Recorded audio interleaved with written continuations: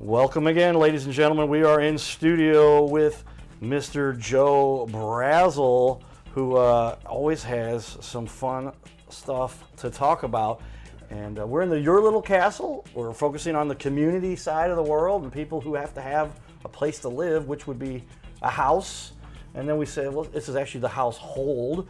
And so there's all kinds of things. I said, if we're going to have anybody who can talk about our community and the things that affect our community, it'd be one of the longest serving councilman in St. Charles County, District 2, since 2000, right? Yeah, I'm that guy, yeah. And so, welcome again.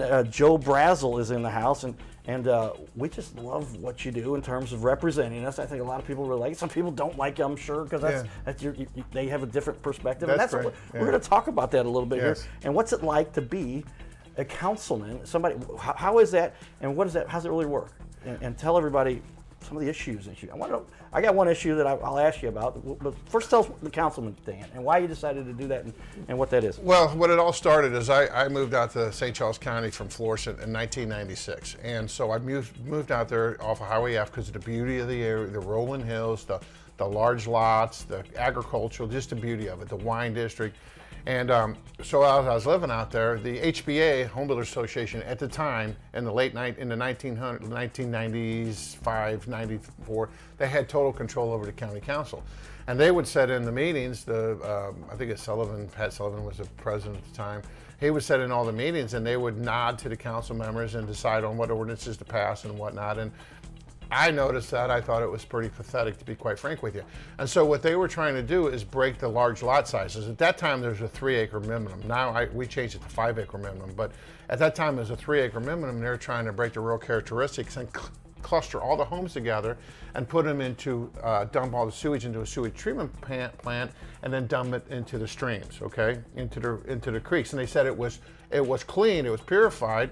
And I went to DNR, Tom Siegel, I think the guy's name was, and I said, so Tom, you're going to dump in this into these streams, but do you realize these are losing streams? They go into the aquifer and they end up in people's wells. Keep in mind, everyone out there is on wells. And he said, yeah, but it's pretty much treated. I go, oh, so I'm going to tell the people who live in St. Charles County that you're drinking water. It's pretty well treated sewage, but it's pretty well treated. Yeah, that isn't going to work. Partially true. It's not completely sewage. Not completely. It's just a large. We're just going to contaminate your 3% sewage. Contaminate your beautiful streams right? And a beautiful environment.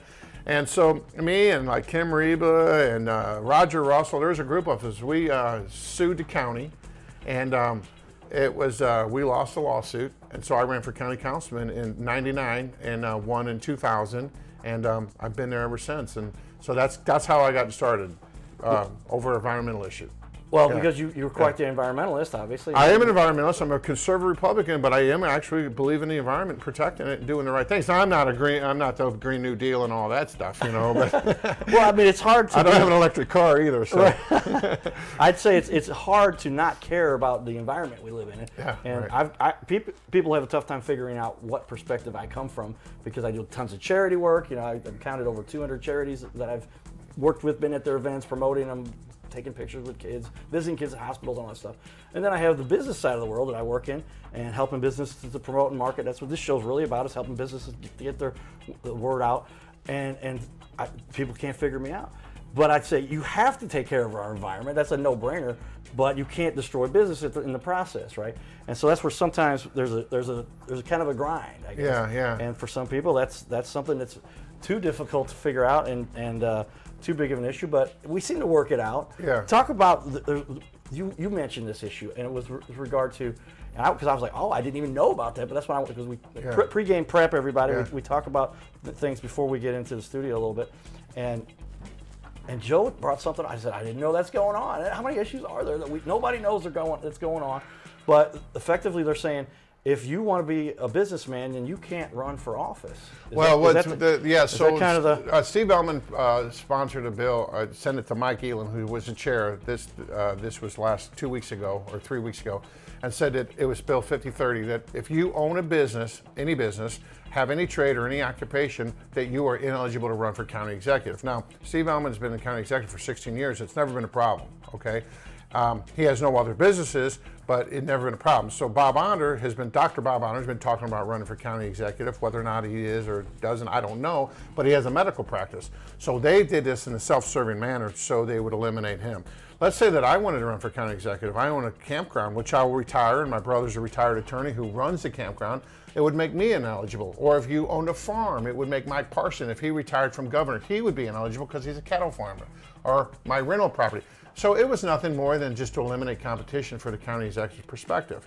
Now, it has been withdrawn Monday night, 2 nights ago. It has been withdrawn, but it created a tremendous amount of static for those folks because it just looked really bad, you know.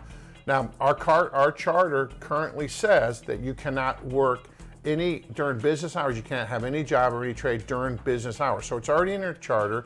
And then it also covers all character conflicts or any kind of conflicts with doing business with the county. Nobody can do that. No council member, nobody can do business with the county as an elected official for the county. So that's already in the charter, see?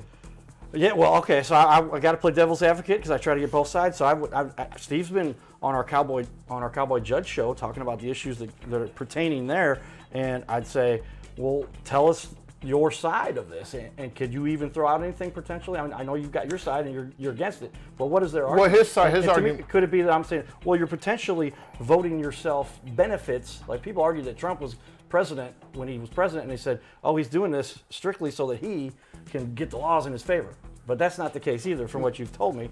And tell me how that works. Well, their argument was Sam Page, using Sam Page, because a lot of folks feel there's a conflict that he works as an anesthesiologist during business hours, and that may or may not be true. I don't live in St. Louis County, but if you assumed it is true, that they're making that argument that someone would be doing that over here. But our charter already clearly says you cannot work any other occupation during business hours. So if Mr. Roma didn't need us in 16 years, why do we need it now? It just seems like it's self-serving from the outside, you know? I believe it was, but I mean, it's always good to have a debate and talk about this stuff, right? Well, you would think that in America we talk about these issues. The First Amendment is core, and so, man, time flies when you're having fun. I got like 700 issues I want to talk to Joe about, and these segments we've got to keep it pithy. But we appreciate you again, Joe, for coming in. You're welcome anytime, and we'll talk about more of the stuff. And if you favor Joe's side, great. If you don't, that's fine too. We're in America, but listen to it and share your opinion and put out there what you've got that is important that you think people should take note of and make important as an issue that needs to be talked about, and bring it to Joe, right? Thank you, Carter. Yeah, anybody can always call me. My phone lines are always open. And you always answer the phone when I text or call you too, so I appreciate that. Okay. All right, ladies and gentlemen, we'll be back for more. Stay Thank you so tuned much. right here on the Your Little Castle Show. There it is. All right, everybody, giddy up.